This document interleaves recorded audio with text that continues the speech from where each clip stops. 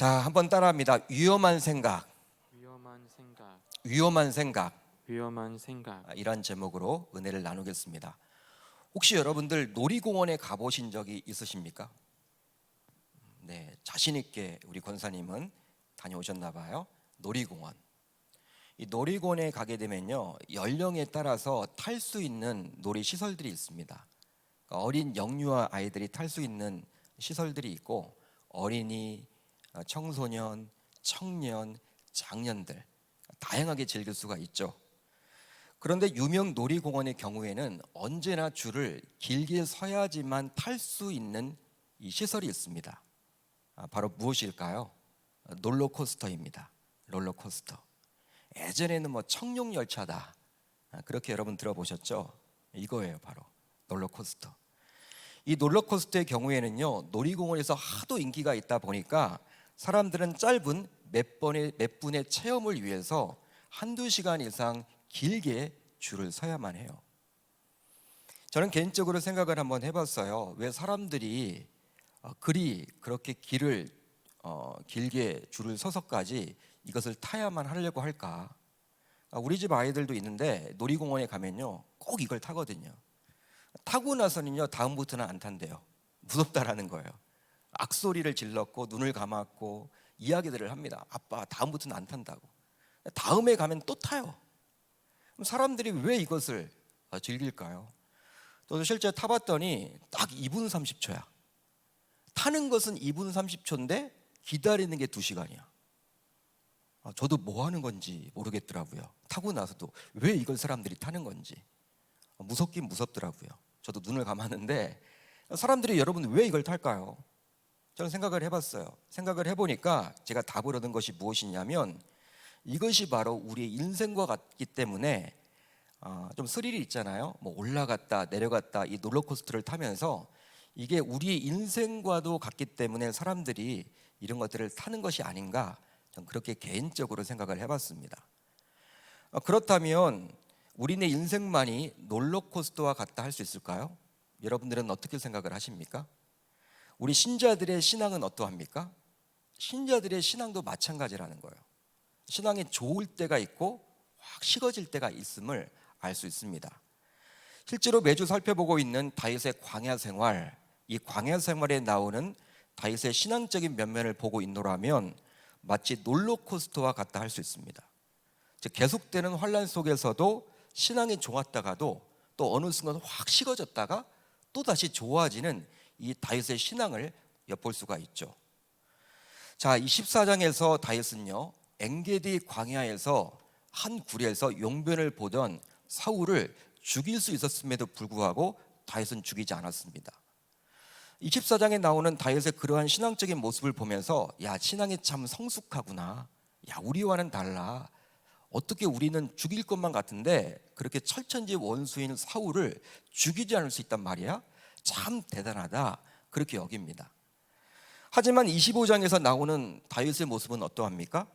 24장에서 나왔던 그러한 모습은 보이지가 않고요, 나발이라는 사람이 자신의 자존심을 건드리자 어떻게 해요? 혈기를 부리죠. 분노의 칼을 뽑죠. 그리고 나발을 죽이겠다고 이야기를 합니다. 나발 식솔 중에서 남자들은 다 죽이겠다라고 그렇게 화를 내는, 세상 불신자와 다를 바가 없는 이 다윗의 모습을 볼 수가 있죠. 우리가 그 모습을 보면 역시 다윗도 사람이구나, 나와 마찬가지구나, 그걸 깨닫게 돼요. 지난 시간 살펴봤던 26장은 어떻습니까? 또 변화가 있죠. 다윗은 계속되는 사울의 추격 속에서도 결코 낙심하지 않고 지치지 않죠. 오히려 고난을 즐기는 모습까지 보입니다. 그러면서 광야의 전문가가 다 돼 있는 그 모습들을 봐요. 실제 지난 시간 살펴봤지만 사울을 또 죽일 수 있었음에도 불구하고 죽이지 않습니다. 여러분, 굉장히 신앙의 좋은 모습을 보여줘요. 이런 관점에서 이제 오늘 우리가 살펴볼 27장을 보게 되면 다윗의 신앙은 어떻게 될까요? 여러분, 24장에서는 신앙이 아주 좋았습니다. 25장에서는 신앙이 확 떨어져 있죠. 26장에서는 다시금 신앙이 올라가 있습니다. 그럼 27장은 어떠할까요? 우리가 추측해 볼 수가 있겠죠. 한마디로 롤러코스터처럼 26장에서의 모습과는 정반대의 행보를 보일 것만 같아요. 근데 이 사무엘상 구조가 그래요. 신앙이 좋았다가 떨어졌다가 좋았다가 식어졌다가 이게 계속해서 반복되어 나옵니다. 자, 실제 오늘 27장 안으로 이제 들어가 보겠습니다. 우리가 확인을 해봐야 되니까 이제 27장 안으로 들어가 보겠습니다. 다윗은 자신을 죽이러 온 사울을 무려 2번씩이나 살려주었죠. 2번씩이나. 그뿐만이 아니에요. 자신만 죽인 것이 아니라 또 이 아비스라는 자신의 수하가 26장에 나오죠. 자신이 대신 죽이겠다. 다윗 대신에 자신이 직접 죽이겠다라고 이야기했을 때 그 아비새가 사울을 죽이지 못하도록 막습니다. 이렇게 은혜를 베풀었어요. 어떤 의미에서 다윗은요, 이 사울에게 크나큰 은혜를 베푼 거죠. 그럼에도 불구하고 이렇게 선행을 크게 베풀고 은혜를 베풀었지만 사울은 언제나 배은망덕하게 다윗에게 살기를 보였습니다. 그러기에 다윗은 시간이 흐르면서 고민할 수밖에 없었어요. 왜 그러지 않겠습니까? 다윗도 사람인데. 그래서 이 지긋지긋한 광야 생활을 스스로 끝내버리려는 위험한 생각을 가지게 되었다는 거예요. 위험한 생각. 자, 오늘 말씀 1절을 볼까요? 우리 1절 한번 같이 읽습니다. 시작. 다윗이 그 마음에 생각하기를 내가 후일에는 사울의 손에 붙잡히리니 블레셋 사람들의 땅으로 피하여 들어가는 것이 좋으리로다. 사울이 이스라엘 온 영토 내에서 다시 나를 찾다가 단념하리니 내가 그의 손에서 벗어나리라 하고. 아멘. 다윗은 스스로 생각을 했습니다. 어떤 생각을 했습니까? 바로 이런 광야 생활을 계속하다 보면 언젠가는 누구에게 잡혀요? 사울에게 잡힐 수밖에 없다라는 거예요. 그렇기 때문에 너무 힘들다라는 거예요. 차라리 이 블레셋 땅으로 자신이 망명을 하게 되면 이제 뭐 사울이 거기는 쫓아올 수 없을 것 아니냐. 그렇기 때문에 다시는 더 안전하게 그곳에서 살 수 있을 것 같지 않으냐. 이런 생각을 가지고 이제 망명을 결심하는 거예요. 어떤 의미에서 다윗의 이런 논리는요, 지극히 합리적인 것처럼 보이죠.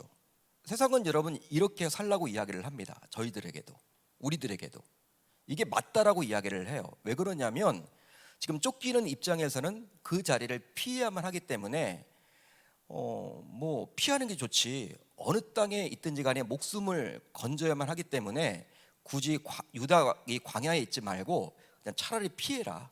세상은 여러분 이렇게 이야기를 한단 말이에요.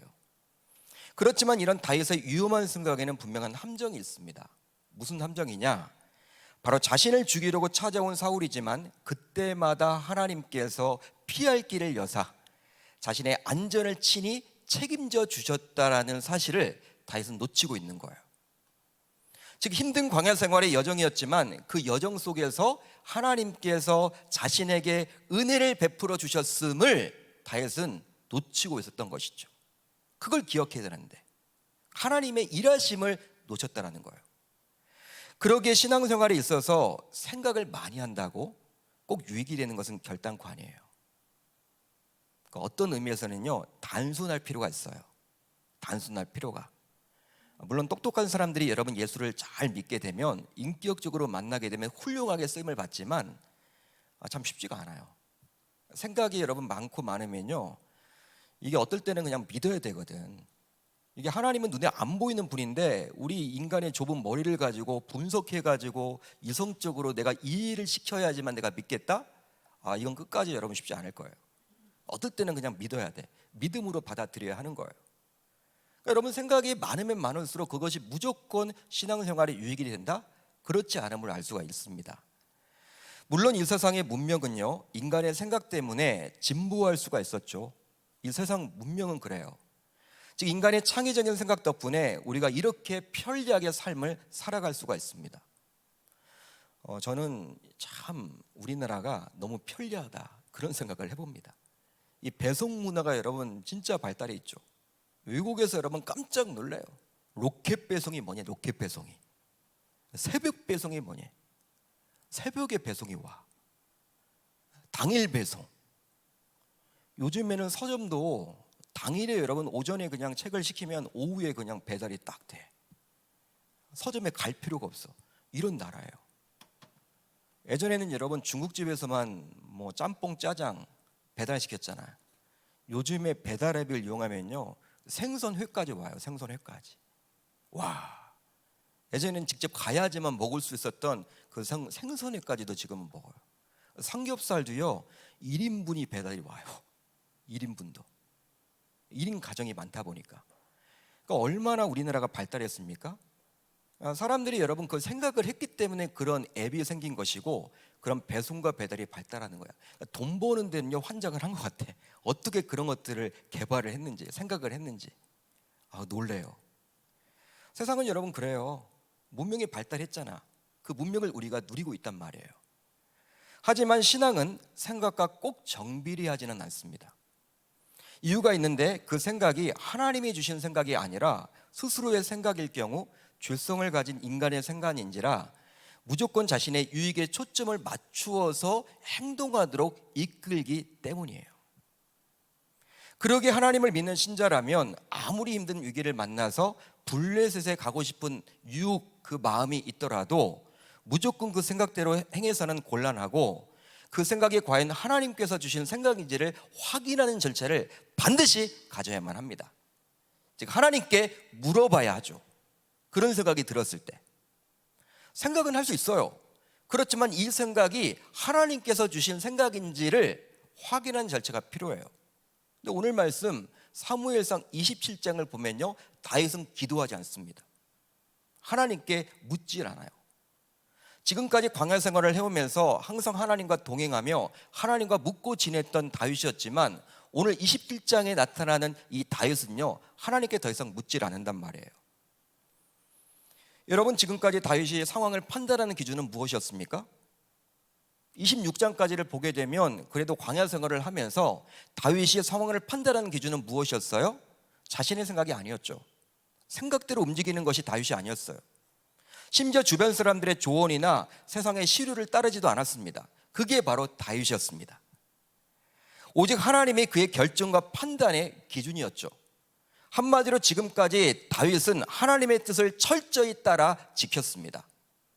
즉 하나님의 말씀이 그의 걸음을 인도했고 하나님의 비전이 곧 자신의 비전이었습니다. 쉽게 말하면 아무리 힘든 광야 생활의 연속이었지만 하나님과 매일매일 동행하면서 살아갔던 게 그의 삶이었어요. 그런데 오늘 말씀을 자세히 보세요. 오늘 말씀을 보시면 이제 다윗은 자신의 생각대로 중요한 결정을 내리고 실행을 해버립니다. 자, 말씀 2절을 볼까요? 같이 읽습니다. 시작.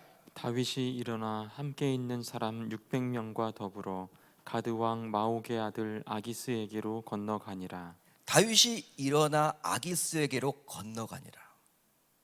생각을 했습니다. 하나님께 물어야 되겠죠? 근데 묻는 작업을 생략하고 바로 실행에 옮겨요. 이제 다윗은요 하나님의 뜻보다도 자신의 유익이 더 중요한 판단의 기준이 되어버렸어요.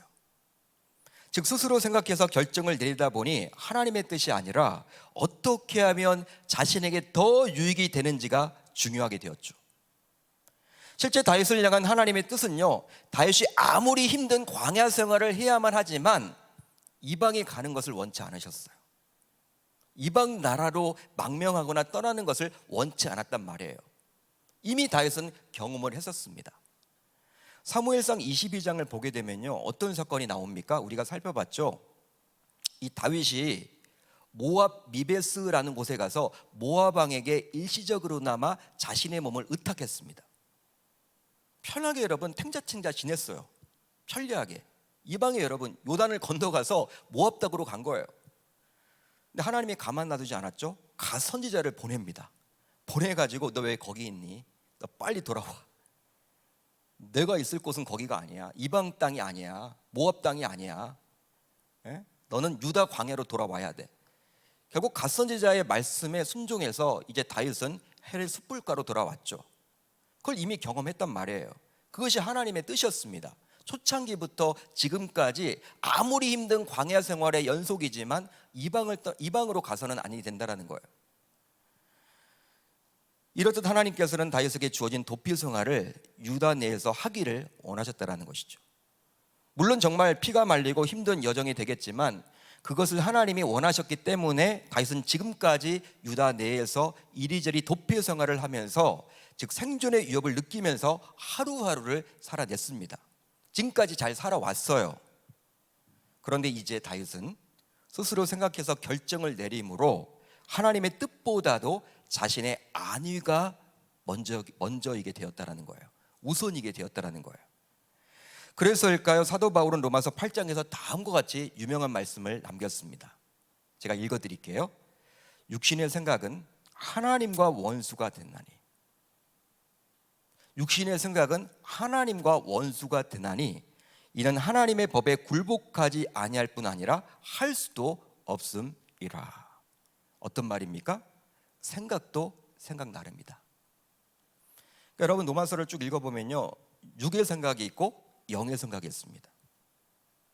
육적인 생각은 사단 마귀가 주는 생각이고 영의 생각은 하나님이 주시는 생각이라고 분명히 나와 있어요. 그러기에 우리는 항상 자신의 생각이 육신의 생각이 되지 않도록 조심해야 할 줄로 믿습니다. 실제로 요한복음 13장을 보시면요, 마귀는 가룟 유다의 생각에 우선적으로 접근해서 그의 생각을 조종하게 됩니다. 제가 읽어드릴게요. 마귀가 벌써 시몬의 아들 가룟 유다의 마음에 예수를 팔려는 생각을 넣었더라. 생각을 조종하는 사단 마귀. 여러분, 우리는 보통 가룟 유다에 대해서 배신자, 배은망덕, 그렇게 여러분 이야기를 해요. 가룟 유다는 그 예수 공동체의 돈꾀, 재정을 담당했습니다. 어느 조직이든지 공동체든지 이 재정은 아무나 맡기지 않아요. 신뢰가 가는 사람에게 맡깁니다. 여러분, 그런데 이 가룟 유다가 예수님의 그 공동체에 돈꾀를 맡았다는 것은 예수님에게도 인정을 받았던 사람이었고 또 그 동료들에게도 인정을 받았던 사람임에 틀림이 없어요. 가룟 유다 이름에서 알 수 있듯이 그는 열정이 있던 사람이었어요. 열심히 있었던 사람이었습니다. 아주 뭐든지 적극적인 사람이었단 말이에요. 그러니까 여러분, 금방 눈에 튀겠죠. 조용한 성격이 아니에요. 물론 베드로도 그렇지만 베드로와 거의 맞먹는 그런 아주 열정을 가진 사람이 바로 가룟 유다였다는 말이에요. 그런데 이 가룟 유다가 그렇게 예수님을 은 30에 팔았으니 우리는 당연히 그에게 배은망덕하다라고 이야기를 하겠죠. 그의 그런 악한 행동을 뭐라 합니다. 정죄합니다. 잘못됐다라고 이야기를 하죠. 그렇지만 앞구절에서 우리가 살펴봤지만 그가 그런 악한 행동을 한 이면에는 바로 마귀가 그의 생각을 조종했기 때문에 그리했다라는 거예요. 어떤 행동은요, 그냥 나오는 게 아니에요. 생각을 여러분 평소에 그걸 해왔기 때문에 그런 것이 행동으로 나타나는 거예요. 따라서 신자라면 자신이 하는 생각이 과연 하나님이 주신 생각인지, 그것이 아니라면 마귀가 준 생각이 아닌지 면밀히 살펴봐야 할 줄로 믿습니다. 그러니까 여러분, 우리가 어떤 생각이 떠오르면요, 여러분들이 기도하셔야 되는 거예요. 그 생각을 가지고 이게 진짜 하나님이 주신 생각인지 사단이 나에게 주는 생각인지를 분별하셔야 하는 거예요. 그렇다면 왜 다윗은 자신의 생각이 과연 하나님이 주신 생각인지 혹은 마귀가 준 생각인지를 확인하지 않았을까요? 왜 하나님께 기도하지 않았을까요? 충분히 기도해야 할 텐데 왜 묻지 않았을까요? 그 이유가 있습니다. 바로 블레셋과 같은 이방 나라에 머물러 가는 것은 하나님의 뜻이 아님을 알았기에 기도해 보았자 하나님께서 허락하지 않을 것이 뻔했기 때문입니다. 기도하지 않은 거예요. 뻔하니까. 이미 다윗은 하나님의 뜻을 분명히 알고 있었죠. 제가 말씀드렸습니다. 이미 사무엘상 22장에서 모압 땅에 갔다가 갓 선지자가 자신을 찾아왔단 말이에요. 거기까지. 지금 같으면 외국까지 찾아온 거예요. 하나님이 보내신 거죠. 책망을 받았죠. 너 왜 거기 있느냐? 네가 있을 곳은 유다 광야다. 이 말을 이미 들었기 때문에 이번에도 내가 블레셋에 가고 싶은데 간다라고 이야기하면 하나님께서 허락지 않을 거다. 뻔해. 나는 가고 싶은데. 그래서 여러분 기도하지 않은 거예요. 여러분, 우리도 삶 속에서 이럴 때가 있지 않습니까? 내가 싫어하는 대답을 하나님께서 하실까 봐 일부러 묻질 않는 거죠. 괜히 여러분, 내가 싫어하는 대답을 하나님께서 들었게 되면 나만 불편하잖아. 나는 그거 싫어하는 짓을 하고 싶어. 내가 하고 싶은데 내가 괜히 물어봐서 하나님이 너 하지 말아라 그러면요, 하고 싶은데 이 갈등이 생기고 뭐 어떻게 해야 될지도 모르겠고 뭐 그렇잖아요. 나는 여러분 기도하지 않는 거예요. 괜히 그걸 들어봤자 뭐 좋을 것도 아닌 것 같으니까 기도하지 않는 거죠. 나는 그걸 하고 싶으니까. 결국에는 삶이 너무 힘들다라는 이유로 내 마음대로 생각하고 모든 것을 결정하고 맙니다. 한마디로 현실과 타협하는 것이죠. 결과적으로 이렇게 되면요, 외적으로는 편안한 삶을 살아갈 수가 있게 돼요. 실제 그래요. 현실과 타협을 하게 되면요, 세상적으로 보게 되면 편안한 삶을 살아갑니다.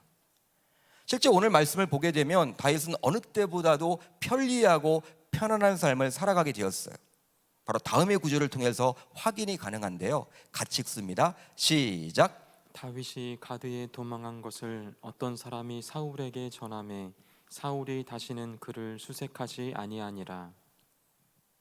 우리가 1절을 통해서 살펴봤죠. 다윗이 왜 블레셋 땅으로 도망치려고 했어요? 망명하려고 했습니까?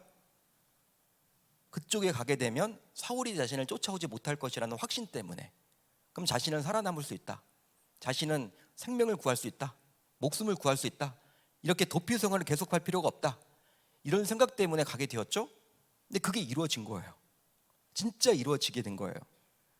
사울의 권력에 미치지 못하는 블레셋 땅으로 망명을 하게 된 다윗은 이제 사울은 더 이상 쫓을 수가 없게 된 거예요. 그러기에 거의 10년 동안 항상 쫓기며 불안하게 눈을 붙였던 다윗의 입장에서는 이제 두 다리를 뻗고 숙면을 취하게 되었습니다. 지금까지 잠을 어떻게 잤어요? 쪽잠을 잤죠. 밤에도 유다 광에서 잘 때 밤이라도 이 사울이 쳐들어오면 도망치기가 급급했잖아요. 항상 여러분 불침번을 세우고 쪽잠을 잤는데 이제는 뭐 블레셋 땅에 가니까요, 뭐 두 다리 쫙 뻗고 숙면을 취할 수 있는 거예요. 늦잠을 잘 수 있는 거예요. 여러분 얼마나 편리합니까? 더욱이 다윗은요, 아기스 왕의 신임을 얻게 되어서 그에게 요청하여 자신들만의 공동체를 이루도록 허락을 받아요. 그게 바로 시글락 땅에서 말이죠. 시글락 땅을 얻게 되었습니다. 오늘 말씀에 나오죠. 아마도 다윗은 자신을 따르는 자들과 함께 이제 그 시글락 땅에서 집도 짓고 농작물도 기르고 목축도 했을 거예요. 광야 생활에서는 할 수 없는 거죠. 집을 어떻게 집니까? 목축도 못 합니다. 광야 생활은요, 하나님이 주시면 먹고 주지 않으면 굶어야 돼. 피하기가 급급해. 도망치기가 여러분 급급하단 말이에요. 뭐 거기서 여러분 농작물을 어떻게 길러요? 하나님이 주시는 그 은혜, 그 안에서 살아가는 거예요. 그렇지만 이제 시글락 땅에서 어떻게 해요? 집도 져요, 농작물도 길러요, 목축도 합니다. 광야 생활이 매일매일 먹고 마시는 것을 염려하며 공급을 받아야만 했다면 이제 시글락에 정착하게 되므로 내일에 대한 염려, 일주일 뒤에 대한 염려를 더 이상 하지 않아도 돼요. 먹고 살만합니다. 왜? 양을 기르니까, 소를 기르니까, 그 잡아먹으면 되니까, 농사를 지으니까 통장 잔고에 여러분 있는 거예요. 든든한 거예요. 그렇습니다. 외적으로만 보게 되면 다윗은 행복할 것만 같죠? 행복해야만 되겠죠? 세상 사람들은 이런 것들이 바로 행복이라고 이야기를 합니다. 편리하고 편안하고 내일에 대한 염려도 없고 근심도 없고 먹고 사는 건 아무 지장이 없고 세상에서는 이것이 행복이라고 정의를 내려요. 그렇다면 다윗은 정말 행복했을까요? 여러분들은 어떻게 생각하십니까? 다윗의 영혼은 어땠을까요? 오늘 말씀 안으로 들어가 보면 다윗의 영혼은 행복할 수가 없었습니다. 한마디로 그는 영적 갈등을 느끼면서 매일매일 살아가야만 했어요. 몸은 편한데 영적으로는 힘든 거예요. 광야 생활을 할 때 다윗은 하나님의 절대적인 은혜를 구하면서 하루하루를 살아내야만 했어요. 그러니까 광야 생활은요, 하나님의 은혜가 필요해. 은혜 주시지 않으면 살아갈 수가 없는 거예요. 매일매일 하나님의 은혜만을 구하는 것이 바로 광야입니다. 하지만 이제 시글락에서 편리하고 힘들지 않게 살게 되면서 다윗은 이제 하나님의 은혜가 아니라 이 아기스 왕의 은혜를 구하면서 살아가게 된 거예요. 그러다 보니 다윗은 하나님이 아니라 아기스에게 잘 보여야만 했습니다. 여러분들은 삶을 살면서 누구에게 잘 보이기를 원하십니까? 하나님에게 잘 보이기를 원하세요? 그렇게 하셔야죠. 근데 이게 안 되죠. 직장 상사보다도 그 위에 있는 눈에 보이지 않는 여호와 하나님에게 잘 보이시기를 바랍니다.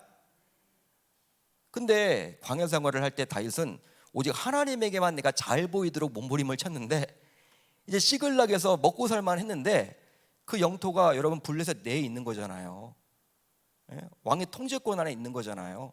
그러다 보니까 왕에게 잘 보여야 돼. 세상 왕에게. 그런 인생이 되어버렸다라는 거예요.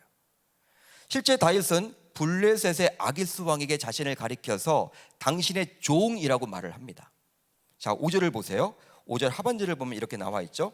당신의 종이 어찌 당신과 함께 왕도에 살리이까 하니. 여러분, 참 굴욕적인 표현이에요. 당신의 종. 다윗은 이스라엘의 왕이 될 사람입니다. 장차 왕이 될 사람이에요. 이스라엘과 블레셋은 적이에요, 적. 같이 현존할 수가 없는 거예요. 블레셋은 물리쳐야 돼. 그런 존재야. 근데 그 블레셋 왕에게 다윗이 굴욕적으로 당신의 종이라고 합니다. 왜? 잘 보여야 하기 때문에. 생존을 위해서 이스라엘의 왕이 될 다윗이 적국의 왕에게 자신을 종이라고 표현했으니 이것만큼 굴욕적인 게 어디 있단 말입니까? 하나님이 기뻐할 것이 아니겠죠. 그뿐만이 아니에요. 다윗은 그술 사람, 기르스 사람, 아말렉 사람을 침략하여 전리품을 빼앗아서 누구에게 갖다 바쳐요? 아기스 왕에게 갖다 바쳐요. 전리품까지 갖다 바쳐야. 근데 여러분, 전리품만 갖다 바친 것이 아니라 거짓말까지 해야 돼. 하나님이 싫어하는 거짓말까지 해야 돼요. 분명히 여러분 8절에서 구술 사람, 기르스 사람, 아멜렉 사람을 침노하였다라고 분명히 나와 있죠. 그래서 그들의 전리품을 빼앗았어요. 10절을 보면 이제 왕이 물어요. 이거 누구 거냐? 너 누구 것을 이렇게 침략해서 이걸 빼앗아 왔니? 라고 물어보니까 이제 잘 보이기 위해서, 이 블레셋의 왕인 아기스에게 잘 보이기 위해서 솔직하게 이런 말을 하지 못하고, 왜? 이들은요 블레셋과는요 잘 지내고 있는 사람들이에요. 이들을 침략했다고 하면 안 되잖아. 그러니까 누구를 침략했다고 해요? 나의 동족인 유다 백성들을 침략해서 내가 뺏어왔습니다라고 거짓말할 수밖에 없습니다. 여러분, 거짓말 하나님이 싫어하잖아요. 근데 그런 일까지 지금 하는 거야. 세상과 타협하기 시작하면요 이제 거짓말까지 가야 되는 거예요. 이런 다윗의 모습이 오늘 본문에 자세히 나오죠. 즉 하나님께서 선택하신 선민이요 장차 이스라엘의 왕이 될 자로서의 정체성이 모두 훼손되어 버렸습니다. 그러니 다윗의 영혼이 행복할 리가 없는 거예요. 다 피폐해져 있겠죠. 영혼 자체는. 살기 위해서 아기스에게 잘 보여야 했기에 자신을 아기스의 종이라고 표현했으며 또 거짓말까지 해야만 했기에 다윗은 몹시 당시 영적 갈등을 느끼면서 하루하루를 살아내야만 하는 거예요. 그러니까 세상 사람들은 딱 그 사람을 바라보면요, 야 좋겠다, 부유하다, 잘 사네, 그렇게 여기지만 하나님의 백성은 겉으로 보여지는 게 다가 아니잖아요. 하나님과의 소통할 수 있는 영적인 게 중요하잖아요. 지금 영혼이 지금 피폐해져 있는 거예요. 거짓말까지 했으니, 굴욕적으로 이 아기스에게 종이라고 이야기를 했으니. 여러분, 우리도 하나님을 믿는 신자임에도 불구하고 오늘 말씀에 나온 다윗처럼 생존을 위해서 현실과 타협을 하는 경우가 있지 않습니까? 여러분, 그렇지 않나요? 즉 살아남아야 하고 인정받아야만 하기에 온갖 이런저런 핑계를 대면서 하나님께 묻질 않고 자신의 생각대로 결정하고 판단하고 쉽게 행동하지는 않습니까? 그게 바로 저와 여러분들의 모습 아닌가요? 그러면서도 어쩔 수 없었다라고 스스로 위안하고 있지는 않습니까? 그러기 항상 영적 갈등을 느끼면서 살아가고 있지는 않나요? 왜? 신자이니까, 신학의 양심이 있으니까, 찔림이 있으니까, 아 내가 이렇게 살면 안 되는데 이런 마음이 들잖아요. 그러다 보니 예배를 드리면서도 언제나 하나님 앞에서 죄송스럽기만 하고 기쁨이 없지는 않습니까? 매주 나와서 하나님 앞에 회개하기만 바쁘지 않나요? 그러다 보니까 참 기쁨이 없는 거야, 신앙생활을 하면서도. 따라서 오늘 본문에서 볼 수 있는 다윗의 모습은 바로 저와 여러분들의 모습과 별반 다르지 않다라고 볼 수 있습니다. 그러니까 27장에 나오는 이 다윗은요 바로 우리들의 모습을 지금 하나님이 지적해주고 있는 거예요. 너의 모습이다. 하지만 오늘 말씀을 자세히 보십시오. 오늘 말씀을 자세히 보십시오. 생존을 위해서 하나님이 아닌 세상과 타협을 한 다윗이었지만 하나님께서는 그런 다윗에게도 여전히 은혜를 베풀어 주십니다. 자, 오늘 말씀 6절을 볼까요? 중요한 구절입니다. 같이 읽습니다. 시작. 아기스가 그날에 시글락을 그에게 주었으므로 시글락이 오늘까지 유다 왕에게 속하니라. 아멘. 아기스가 다윗에게 준 시글락에 대해서 제대로 좀 알려면 여호수아 15장과 여호수아 19장을 알아야 합니다. 그러니까 성경을 통해서 풀어야 되겠죠. 그러니까 여호수아 15장과 19장에 나와 있는 걸 모르면요, 이게 안 풀려요. 여호수아가 요단강을 건너서 가나안 땅을 정념했을 때 이제 하나님께서는 각 지파에게 땅을 주셨죠. 딱 분배를 합니다. 유다 지파는 어느 땅을 갖고 이런 땅 분배를 해요. 가나안 이제 정탐을 다 끝나고 정복을 시작했을 때. 그런데 본래 시글락은 유다 지파에게 준 땅이었어요. 하나님이 유다 지파에게 주신 땅이었어요. 그게 15장에 나와요. 그러다가 시므온 지파의 땅으로 편입이 됩니다. 주인이 바뀌죠. 유다 지파였다가 시므온 지파로. 그 내용이 19장에 나와요. 그런데 이상하게도 그 시글락이 지금은 누구 땅에 편입이 되어 있어요? 블레셋 땅으로. 블레셋 땅이 되어 있죠. 이것은 여호수아 때 이 지역을 미처 정복하지 못했거나 아니면 정복했음에도 불구하고 후에 블레셋에게 빼앗긴 땅임에 틀림이 없어요. 그런데 놀랍게도 망명을 한 다윗이 본래 유다 땅이었던 이 땅을 팔에 피도 묻히지 않은 채 아기스에게서 받게 되었다는 거예요. 놀랍지 않습니까? 전쟁도 안 했는데. 여러분, 그곳에 살고 있는 사람도 분명히 있을 텐데 왕에게서 받은 거야. 여러분, 다윗은 이스라엘의 차기 왕이 될 사람이에요. 왕이 될 사람이란 말이에요. 그러기에 왕으로서 본래 하나님께서 여호수아에게 주시겠다고 약속했던 그 땅을 회복할 책무가 그에게 있는 거예요. 그렇죠? 여러분, 책무가 있는 거예요. 땅을 정복해야 되는 거예요. 왜? 하나님께서 주시겠다고 약속했던 땅이기 때문에. 그런데 왕이 되기 전 하나님께서는 아기스의 왕의 마음으로 움직이사 어차피 다윗이 확보해야 할 그 땅을 미리 줘버려요. 다윗이 왕이 되고 나서 해야 될 그 일을 지금 미리 주고 있단 말이에요. 그것도 지금 망명된 신세인데 말이죠. 또 있습니다. 결국 이제 아기스 왕의 신임을 그렇게 받고자 거짓말까지 했던 이 다윗, 그리고 당신의 종입니다라고 굴욕적인 자세를 펼쳤던 그 다윗이 이제 아기스 왕의 신임을 듬뿍 받게 되었어요. 그렇게 하니까 막 조공도 갖다 바치고 전리품도 갖다 바치고 거짓말까지 해대면서 잘 보이려고 몸부림을 치니까 결국 이제 아기스 왕이 믿어요. 아, 이제 이 다윗은 이스라엘에서 미움을 받았겠구나. 유다 백성들을 그렇게 죽였으니, 그리고 그들을 전리품을 그렇게 빼앗아 왔으니 이제 적이 되겠구나, 이제 내 수하가 되겠다라고 이야기를 합니다. 그런 내용이 여러분 오늘 12절에 나와 있죠. 잘 기록이 되어 있죠. 그리고 나서 이제 이 아기스 왕은 이 사울이 이끌었던 이스라엘과 이제 전쟁을 하려고 합니다. 전쟁. 사울이 죽든 내가 죽든 전쟁을 하자. 사람들을 모집해요. 그런데 이 아기스 왕은요, 한 가지 제안을 다윗에게 했는데 무엇이냐면, 네가 이제 내 편이니까 이번 전쟁에 나가서 사울도 네가 가서 죽이고 이스라엘 백성들도 네가 죽여라. 너 어차피 이제 내 편이잖아. 그런 제안을 해요.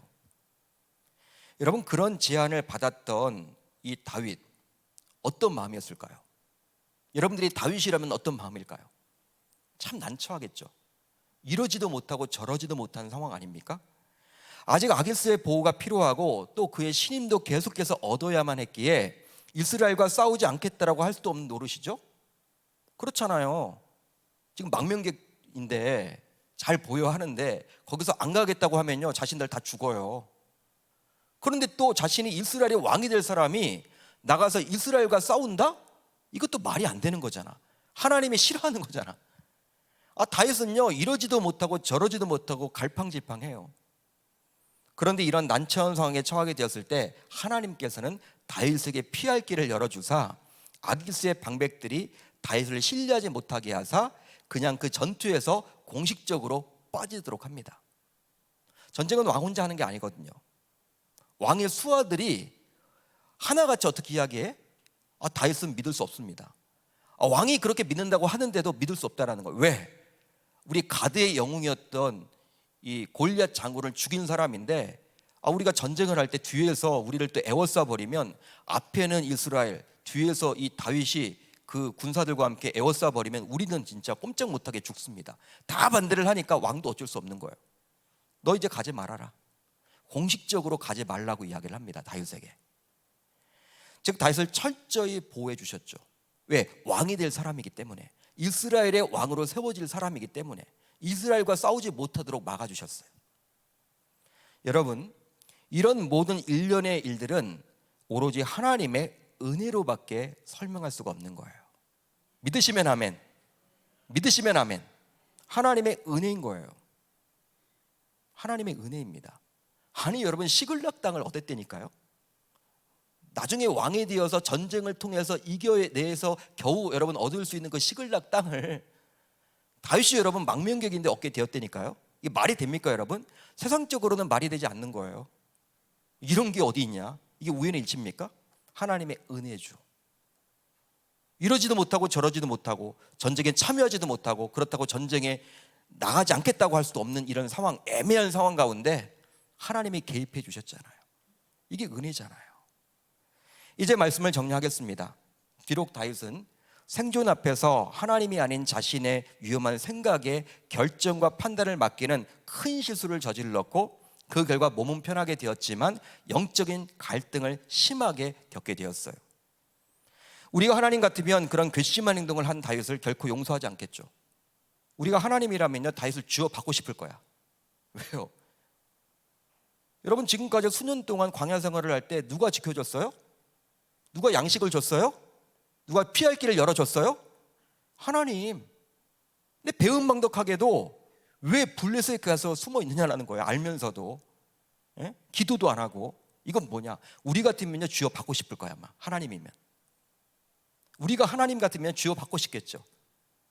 다윗에게 이런 말 할지도 몰라요. 야, 너는 사울이 너에게 배은망덕하다라고 생각을 할지 몰라도 내가 보기에는 네가 더 배은망덕하다, 나에게. 하지만 하나님은 다윗에게 끊임없이 관심을 가져주셨고 그에게 은혜를 베풀어 주셨습니다. 따라서 혹시 우리들 가운데 누군가 오늘 말씀에 나오는 다윗처럼 생존을 위해서 하나님께 묻지 않고 자신의 생각으로 현실과 타협을 했을지라도 하나님은 여전히 저와 여러분들에게도 관심을 가지시고 우리에게도 동일한 은혜를 베풀어 주실 것이라는 그 확신을 할 수 있기를 우리 주님의 이름으로 축원합니다. 축원합니다. 그런 은혜가 넘칠 수 있는 저와 여러분들이 다 되실 수 있기를 우리 주님의 이름으로 축원합니다.